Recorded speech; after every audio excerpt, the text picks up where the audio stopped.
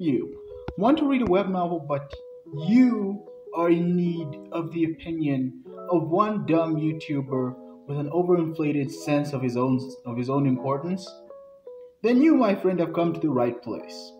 Welcome to the Red Chaos One channel, the home of web novels on YouTube. Now please remember to hit that like button, smash that subscribe button, and ring that bell icon to be notified about future videos. As I have mentioned before, and as I will keep mentioning until this year ends, my 2021 goal is to reach 100 subscribers, and I have gotten up to 55 subscribers, which is looking good for me. And I would very much like to reach the 100 subscribers. I know that's pretty obvious, but also, just as an incentive for you guys, those of you who have seen my Wattpad webtoon merger video about the merger that went on and the consequences of it, you can go check out that video if you haven't, or if you've checked it out, check it out again just to refresh your memory. Wattpad webtoon is doing a BTS, TXT, and look, I'm not good with the Korean boy bands. I don't know the other boy band's name, but they're doing 3 web novels and 3 webtoons. And if I reach 100 subscribers, all of January, I will be reviewing these pieces of media. Yeah, all 6 of them. 3 web novels, 3 webtoons by your favorite Korean boy bands. So, yeah, I hope that's incentive enough. And let's go back to the rest of the video. So, if you are interested in this book, like always, you'll find the link to it in the description below, as you can find my own book, Phantom Dreig, which is an action high fantasy story with sci-fi elements for those of you who don't want your standard vanilla medieval fantasy story and fight scenes straight out of Shonen Jump for my fellow weeaboos out there. Now, our story today is Enigma of the V. Okay, get your heads out of the gutter. It's not the enigma of that V. Now, written by John Core with 97 chapters, it's one of those books that you can just settle down to read for a while because there's just a lot of content into it.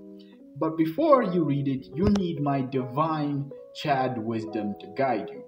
And for that, we must start with a synopsis, which begins as: what would you do if a pigeon told you that you had to save the world?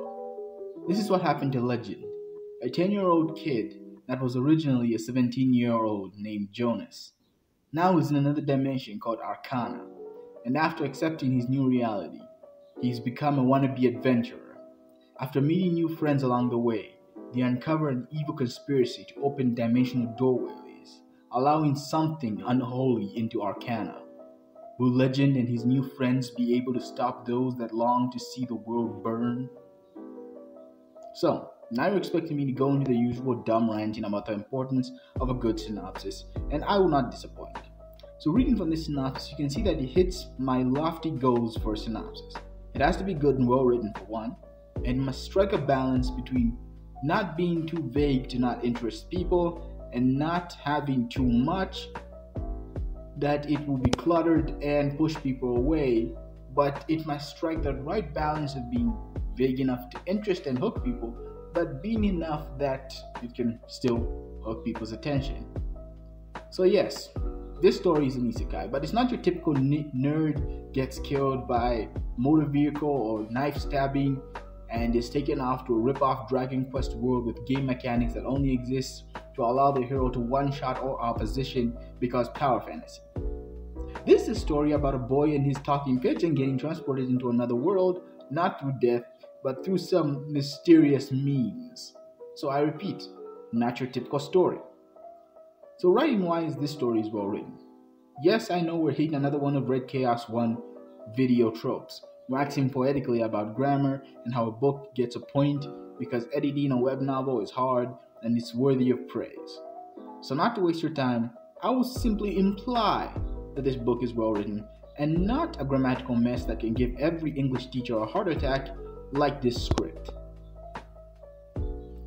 So the story is written in a past tense. And this will be one of those things that will be my little problem with it.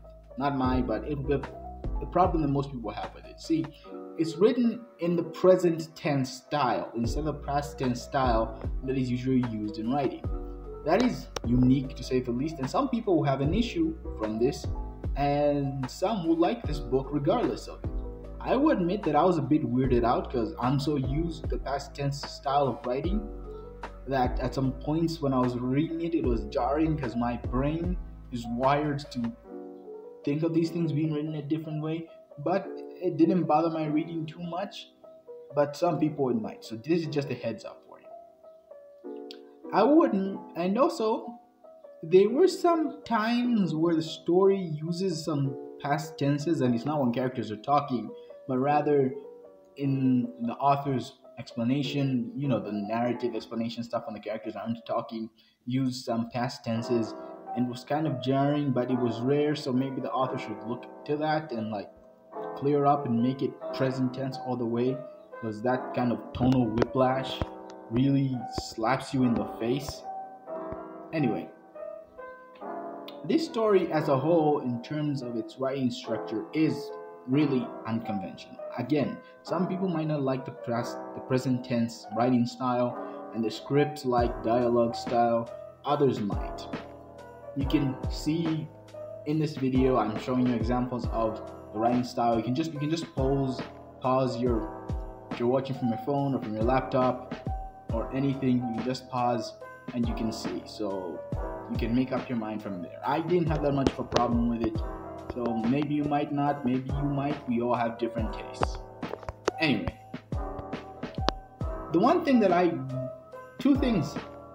my two last points on this book, and the ones that I would praise to high heaven, are the character writing. Character-wise, the characters are well written, and they can carry the story. They have a lot of personality to them, and I like them. And they played well off each other, especially Legend and Meg, the talking pigeon. Yes, there is a talking pigeon, and he's a fun talking pigeon. So the characters aren't black holes who suck the life out of the fun of the story. They're really fun to read, and I very much enjoyed them.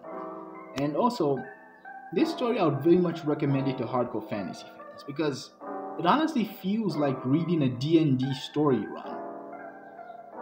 It has so many, I can't say there's so many D&D tropes, but things from D&D that I mentioned here and there, but there's the adventure feel of it. If you want a story that really makes you feel like you're in an adventure, this is the story that I mentioned. The world of Arcana is a fun world.